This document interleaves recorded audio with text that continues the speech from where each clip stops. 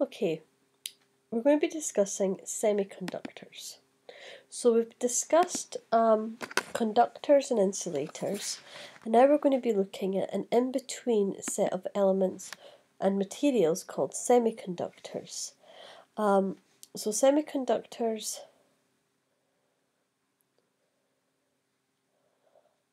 are an intermediate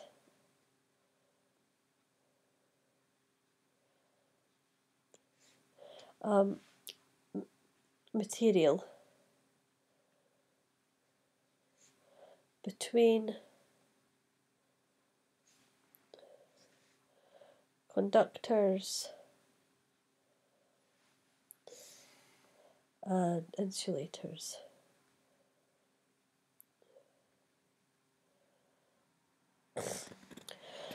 So the most important is silicon. That's an example of one, and it's our most important one. And it's used in computer processors.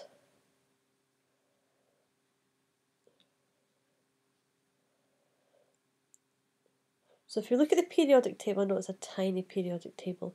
Here's silicon here.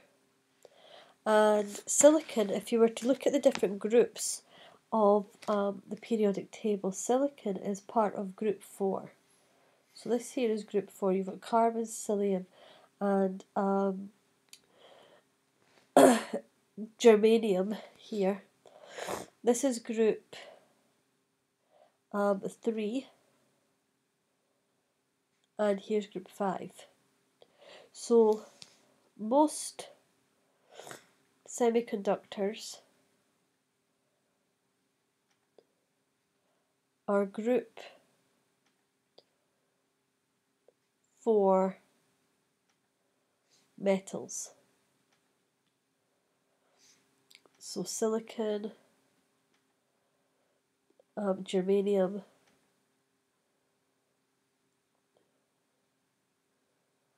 and if you look here, you've got this transitional line, the blue here and the yellow here, and they kind of fall along this line between metals and non-metals. So if you look, here's aluminium, which is a metal. You've got zinc over here. Now you can, some semiconductors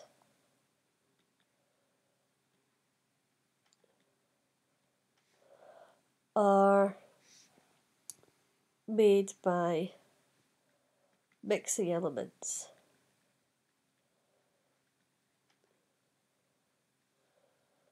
from group 3 and group 4, but also from group 5. So an example would be gallium arsenide.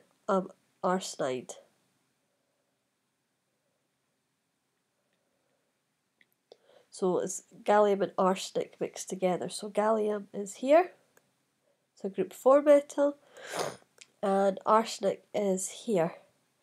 And if you react these together, you will find you have a semiconductor. So we can engineer these semiconductors to give us the properties that we want in our semiconductor. Impurities within a semiconductor can lead to hugely different results with the resistances and their conductivity.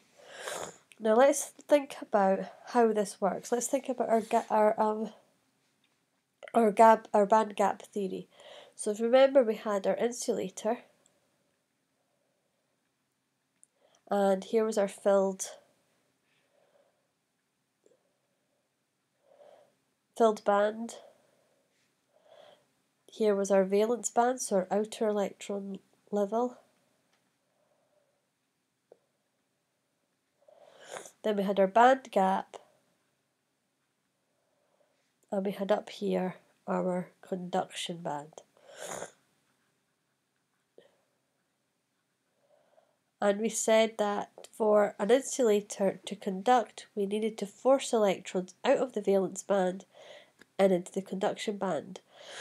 But to do that, you have to bridge this band gap, and that needs quite a lot of energy to put in, so that's what makes an insulator an insulator. And we had our conductor, which had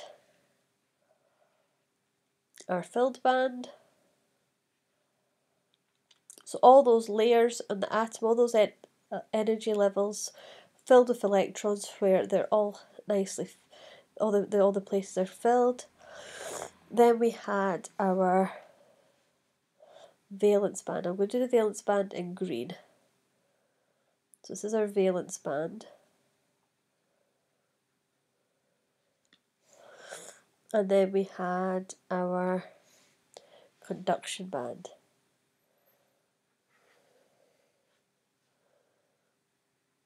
And we had that overlap. So this is our conduction band. And we learned that in the conduction, between the valence and the conduction band, electrons can jump in and out from the valence band into the conduction band in a conductor, and that enables the conduction band, the conductor to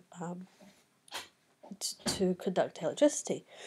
So the semiconductor is in between. We still have our filled band.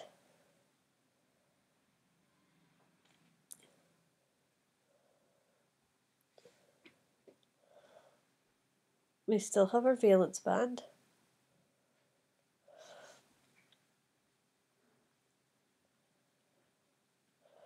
But this time,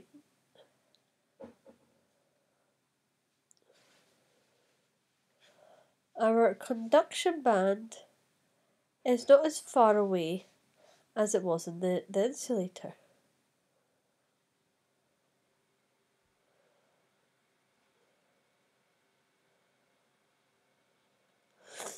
So our band gap here is smaller.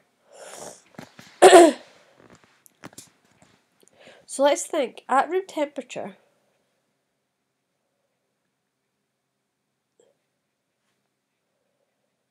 silicon, Si is the chemical symbol for silicon, has a resistance of around 1 times 10 to the power of 3 ohms.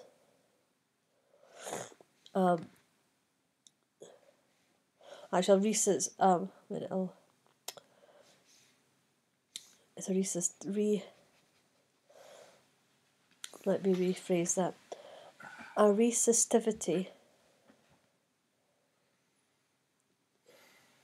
of around 1 times 10 to the power 3 ohm meters.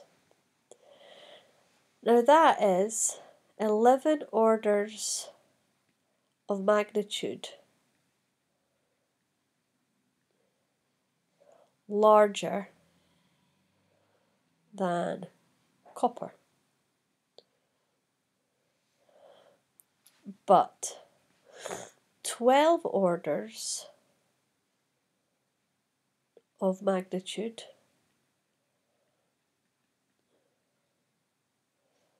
lower than porcelain.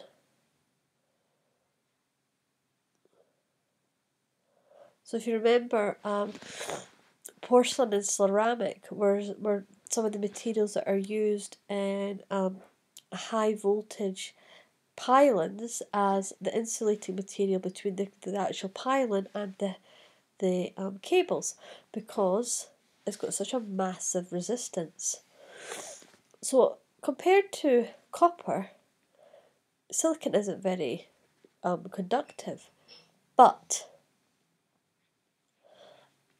at room temperature,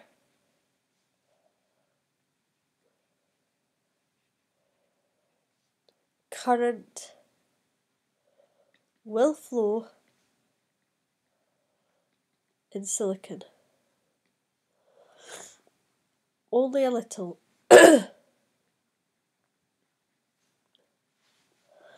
And it's that small amount which is what we need. So if you think about your computer processor, it's able to do its job because it is a semiconductor, silicon. If the computer had a massive current, it would fry. You couldn't use it. It would just destroy your computer. It has to have a very small current. So the semiconductor is what makes computers functionable. Now, let's think of some more applications. So, the semiconductors are temperature dependent.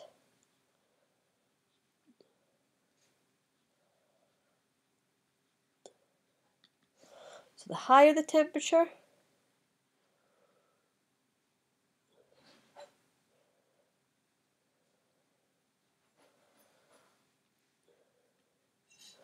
the greater the conductivity.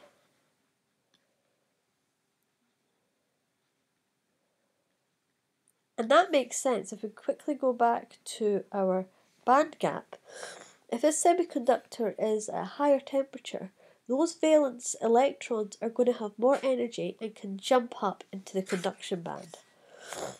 Let me review and get that back. Okay. So we can make thermistors. So a thermistor is a temperature dependent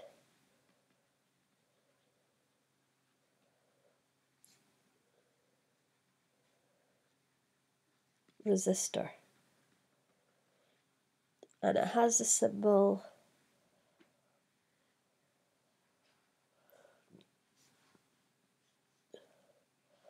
so if you see a circuit diagram and it's got this in it, that is a thermistor. So as the resistivity of a semiconductor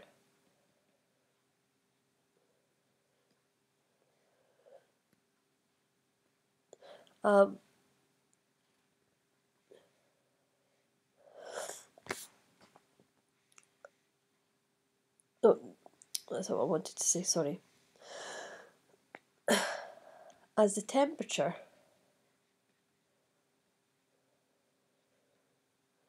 rises, electrons have more energy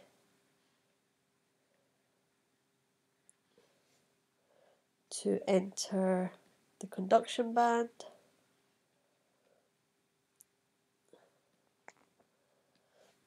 thus lowering the resistance.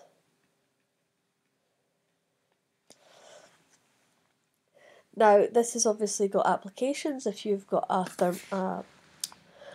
thermostat on your central heating, it will have a thermistor in it. If you've got a digital thermometer, it's going to be powered by thermistors. So they're very useful. They're used in industry if you need to measure temperature in any way, because they're a very accurate way of gauging the temperature. Another use for semiconductors is something called Hall effect sensors. So a Hall effect sensor is used to measure the presence and strength of a magnetic field.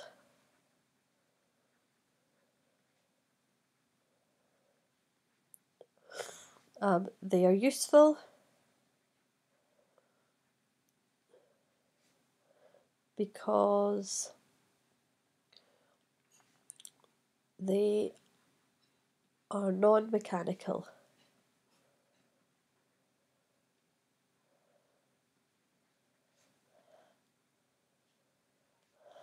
and won't cause a spark.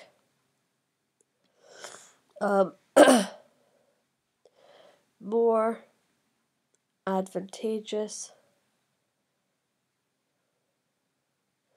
than a reed switch.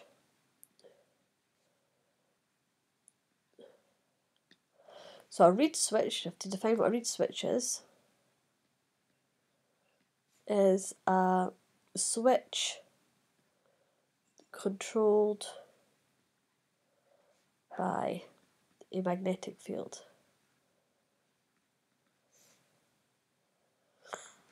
So the reed switch would be like, you'd have a piece of iron and then a other small piece of iron here. If the magnetic field is present, the reed switch will close. This will go down and it will close. But this is a mechanical component. There's moving parts here. That moves to touch here. There's always that risk that there could be a spark. And so this has to be protected inside a piece of glass, whereas a reed sensor doesn't need all that. The reed sensor is also very accurate in measuring the actual strength of a magnetic field, whereas the reed switch can't do that. So so that's the bare minimum. We now need to explain what a Hall effect sensor actually is. So imagine you've got a slab here of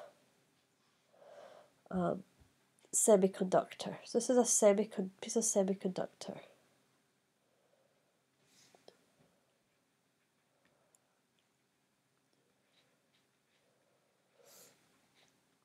Now, we're going to put through this semiconductor a current, I. Now, what happens when we put a current through a cable? Well, we're going to get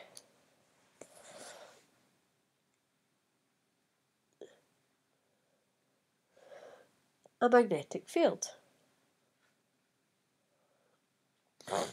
looping through that. So although this is a rectangular piece of metal, the same principle applies. You're going to be inducing a magnetic field around this semiconductor. Now, what happens if... So we place the semiconductor in a magnetic field. So we have a permanent magnet and we put it inside the magnetic field of this we put this piece of semiconductor inside that magnetic field, and we're going to have the magnetic field coming up here. So this is the magnetic field, and the symbol for magnetic field is B. Now, if you remember when we have an electric motor, if you have a piece of wire carrying a current, you place it inside a magnetic field, you're going to get a force applied and you'll get rotation, and that's how a motor works. However, the semiconductor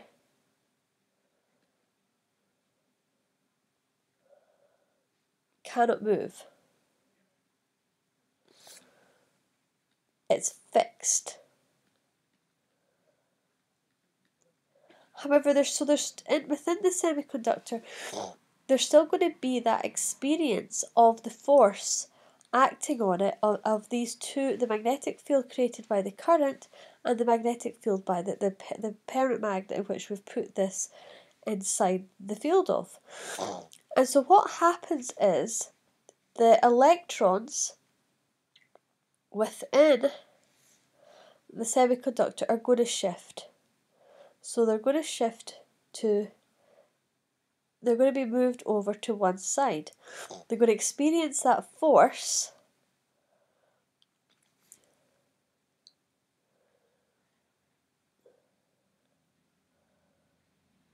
So there's a force M, the magnetic force on the negative charges.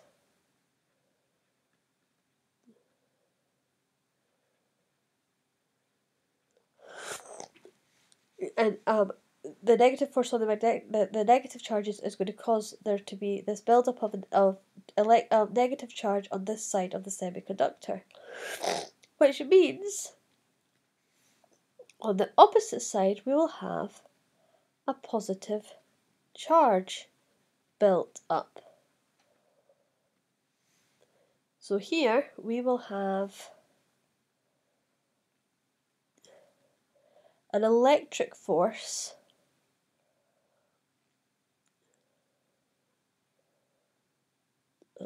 wait a second.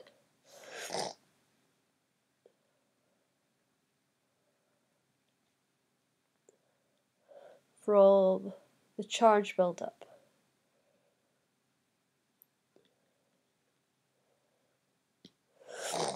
Now what happens now is there's going to be a potential difference inside the semiconductor. So we can measure. So there is a potential difference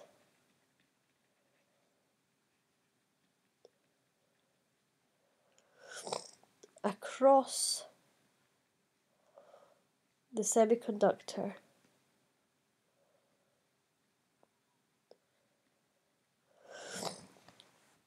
which we can measure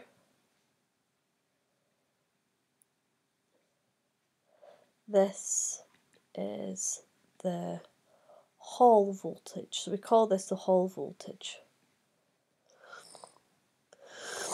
And the size of the Hall voltage varies with the strength of the magnetic field.